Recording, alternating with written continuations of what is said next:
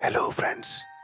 स्वागत है आपका अपने हॉरर स्टोरी चैनल क्रेजी मैंट्री पर। यह कहानी तीन दोस्तों की है जिनका नाम विक्रम, सुनील और जॉन होता है, जो मुंबई शहर में नौकरी करने के लिए आते हैं। तीनों बचपन के दोस्त कुछ कर दिखाने का सपना लिए इस भीड़ भाड़ वाली जगह में अपना मुकाम पाने के लिए दर दर भटकते हैं। उन्हें कोई भी रास्ता नजर नहीं आता। अपने छोटे से गांव में रहकर कॉलेज की पढ़ाई करने वाले सुनील और विक्रम ने कभी सोचा भी नहीं था कि सफलता पाने के लिए इतना दर्द झेलना पड़ता है। वहीं जॉन अपने पापा के बिजनेस में पहले से ही संघर्ष कर चुका था, जिस वजह से उसे इन सब चीजों की आदत सी हो गई थी। जॉन अच्छे से जानता था कि सफलता इतनी आसानी से नहीं मिलेगी, क्योंकि उसने अपने पापा को दिन रात मेहनत करते हुए देखा था। तभी तीनों को सुबह से भटकते भटकते शाम हो जाती है, लेकिन न कोई नौकरी और न ही कोई रहने का ठिकाना उनके हाथ लगता। तीनों मायूस होकर एक छोटे से होटल में खाना खाते हैं। दरअसल उनके पास कोई खास पैसे भी नहीं होते। वह तो सिर्फ अपनी एक दो दिन की व्यवस्था बनाकर निकले थे। उन्हें लगा था कि आते ही उनके साथ कोई चमत्कार होगा और उनको नौकरी मिल जाएगी। तीनों एक बिल्डिंग के पास पहुंच जाते हैं। कुछ देर बाद सभी बिल्डिंग के गेट के पास बैठ जाते हैं। एक दो घंटा बैठे हुए गुजर जाते हैं। तभी बिल्डिंग के चौकीदार की नजर उन पर पड़ती है और वह जोर की आवाज में उन्हें डांटते हुए कहता है, कौन हो तुम लोग, यहाँ क्यों बैठे हो? तीनों अजनबी शहर में किसी को पहचानते नहीं और न ही उनका कोई ठिकाना है। तीनों अपनी जगह पर जल्दी खड़े हो जाते हैं और अपनी बात चौकीदार को बताते हैं। चौकीदार को तीनों की हालत देखकर उन पर तरस आता है। उसे एहसास होता है कि कुछ सालों पहले ऐसे ही वह काम मांगने आया था। तब किसी ने उसे सहारा दिया था और आज कम से कम वह इतने बड़े शहर में छोटे से काम के साथ जीवन यापन कर पा रहा है। जॉन उन तीनों में थोड़ा समझदार होता है। वह चौकीदार से कहीं रहने के जुगाड़ की बात कहता है, क्योंकि उसे पता है कि अभी उनकी हालत किराया देने की नहीं है, तो उन्हें कोई किराया से कमरा क्यों देगा। तभी चौकीदार अपने एक दोस्त से फोन पर बात करता है, जो वहीं से कुछ ही दूर बंगला नंबर 17 में साफ सफाई का काम करता है। चौकीदार अपने दोस्त को सारी बात बताता है। तभी उसका दोस्त कहता है कि मेरे साहब तो अपने परिवार के साथ 2 महीनों के लिए बाहर गए हैं, तब तक मैं रहने का इंतजाम कर सकता हूँ। ये बात सुनकर तीनों दोस्त बहुत खुश हो जाते हैं और वह जल्दी से चौकीदार से कहते हैं कि आप हमें बता दीजिए हम उनके पास कैसे पहुंच सकते हैं। चौकीदार कहता है कि वह बंगला थोड़ा दूर है। रात को वहां कोई टैक्सी और ऑटो भी नहीं मिलेगा। आज तुम लोग यहीं सो जाओ, कल सुबह हम साथ चलेंगे। तीनों उसकी बात मान जाते हैं। सुबह उठते ही तीनों चौकीदार के साथ बंगले में पहुंच जाते हैं। बंगले की खूबसूरती देखकर तीनों दोस्त हक्का बक्का रह जाते हैं। उन्हें यकीन ही नहीं होता कि उन्हें इतने अच्छे बंगले में रहने का मौका मिलेगा। बंगले का नौकर तीनों दोस्तों को गेस्ट रूम में ले जाता है। तीनों दोस्त रूम में पहुंचकर राहत की सांस लेते हैं। जल्दी से तीनों नहाकर तैयार हो जाते हैं और काम की तलाश में निकल जाते हैं। अब रहने का तो ठिकाना लग चुका था, तलाश थी केवल अच्छे काम की, जिससे उनका गुजारा चल सके। लेकिन आज भी उनके साथ वही होता है। सुबह से शाम हो जाती है, लेकिन तीनों हताश होकर वापस अपने स्थान आ जाते हैं। नौकर तीनों के लिए खाने का इंतजाम करके रखता है, जिससे उन्हें बहुत ही राहत मिलती है। आज तीनों दोस्तों के लिए बंगले की पहली रात होती है। रात को 12 बजते ही अचानक विक्रम की नींद खुल जाती है और वह अपने आप को बंगले के तहखाने में पाता है, जहां पुराना सामान इकट्ठा करके रखा हुआ था। उसे समझ में नहीं आता कि वह यहाँ कैसे पहुंचा। तभी वह घबराहट में अपने दोस्तों को आवाज लगाता है, लेकिन किसी को कुछ सुनाई नहीं देता। तभी उसके कानों में सब कुछ सुनाई देना बंद हो जाता है और सिर्फ एक औरत के रोने की आवाज जाती है। विक्रम चिल्लाकर पूछता है, कहाँ हो तुम, क्यों रो रही हो? अगले ही पल विक्रम अपने बिस्तर में होता है।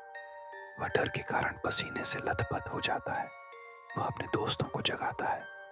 सुनील और जॉन दोनों उसकी बात का मजाक उड़ाते हैं और कहते हैं, तुमने कोई सपना देखा होगा, इस बंगले में तो हमारे अलावा कोई भी नहीं है। और विक्रम भी अपने दोस्तों की बात का यकीन करके इस घटना को बुरा सपना समझकर नजरअंदाज करके सो जाता है। सुबह उठते ही तीनों दोस्त फिर से तैयार होकर काम ढूंढने निकल पड़ते हैं। लेकिन जैसे ही वह बंगले के गेट से बाहर निकलते हैं, अचानक कोई औरत आकर विक्रम को चिट्ठी देती है, जिसमें लिखा होता है, तुम इस पते पर जाओ तो काम मिल जाएगा। और औरत अचानक भागते हुए उनकी नजरों से ओझल हो जाती है। तीनों दोस्त की सोच में पड़ जाते हैं कि हमें काम की जरूरत है। ये इस औरत को कैसे पता? लेकिन तीनों को काम की बहुत जरूरत होती है। उन्हें लगता है कि भगवान ने उनकी मदद करने के लिए किसी को भेजा होगा, और तीनों उसी दिशा में आगे निकल जाते हैं जहां का पता उस कागज में लिखा होता है। यहाँ पहुंचते ही उन्हें एक बहुत ही बड़ी बिल्डिंग दिखाई देती है। दरअसल ये बहुत बड़ी कंपनी होती है, और तीनों कंपनी के गेट पर पहुंचते हैं और वहां के सिक्योरिटी गार्ड को चिट्ठी दिखाते हैं। सिक्योरिटी गार्ड चिट्ठी एचआर डिपार्टमेंट के पास भेज देता है, और जैसे ही मैनेजर को वह चिट्ठी मिलती है तो उसमें उसके मालिक का सिग्नेचर होता है। वह उन तीनों से पूछता है, आप हमारे मालिक को कैसे जानते हैं? तभी विक्रम जवाब देते हुए कहता है, मैं तुम्हारे बॉस का दोस्त हूँ। अब मैनेजर के पास इनको काम न देने के अलावा कोई विकल्प नहीं होता। इस कंपनी के मालिक का सिग्नेचर जो उस चिट्ठी पर मौजूद था। कंपनी के मालिक 7 दिनों की ट्रिप पर विदेशी कंपनियों के दौरे में थे, और उस बीच उनसे कोई संपर्क नहीं था। इसीलिए मैनेजर ने उन तीनों को काम पर रख लिया और अपने साथ उन्हें काम की जगह दिखाने ले गया।